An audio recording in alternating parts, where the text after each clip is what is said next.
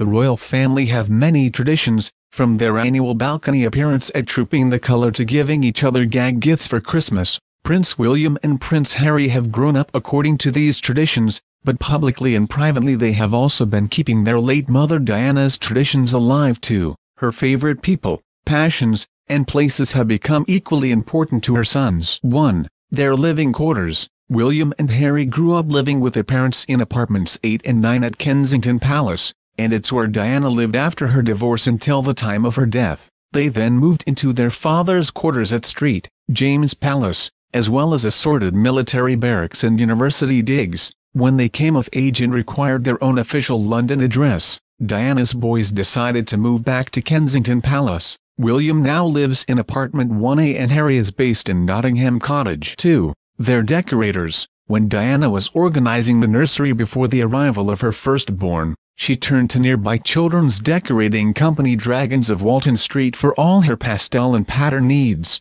30 years later, when William and Kate were preparing their own nursery for Prince George, they also favored dragons, selecting a Beatrix Potter theme for their eldest. 3. Their caretakers. Jessie Webb was one of the 4 main nannies who looked after William and Harry when they were young, and after Prince George was born, William and Kate hired the then 71-year-old Jessie before they found their long-term full-time nanny. 4. Their wardrobe. It's not just Prince George's baby blonde hair and cheeky look that reminds us all of Prince William when he was a similar age. The toddler prince's wardrobe is also very similar to that of his father's 30 years ago, and it's not an accident. For many of his public appearances, including the family's tour of New Zealand and Australia and visiting his sister Princess Charlotte in the hospital, George has worn the designs of Rachel Riley, who has spoken publicly about being inspired by the way Diana dressed William. George even wore William's old outfit for his first Trooping the Colour appearance. 5.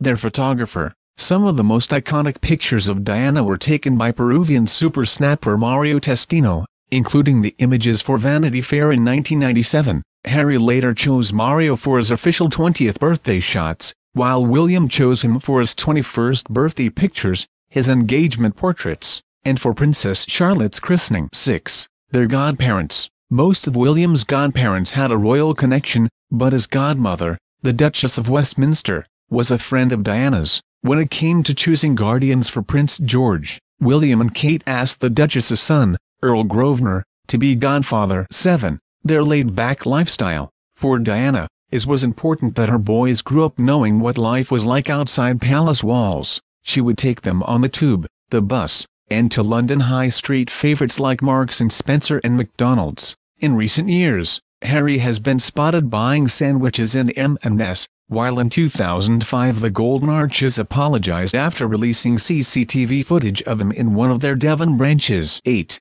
Their charitable spirit. There were certain charities that Diana became indelibly associated with, and as her sons have passed into their working life as senior members of the royal family, they have picked up her baton. Harry has continued his mother's work with landmine charities in supporting those living with HIV/AIDS, while William has become patron of the Royal Marsden Hospital and homeless charity Centrepoint. 9. Their NYC lodging. When Diana was in New York City, she would often stay at the Carlisle Hotel on the Upper East Side. When William and Kate paid a visit to the Big Apple at the end of 2014, they too chose to stay in the famous 1930s landmark. 10. Their timepieces. As far as Diana was concerned, the time was always Cartier o'clock. Thanks to her favorite designer timepiece, she wore the gold Cartier Tank Francaise watch, which had been a gift from her father, and after her death, William chose to keep the piece as a memento of his mother. Diana also bought William a Cartier watch which she had engraved for one of his birthdays.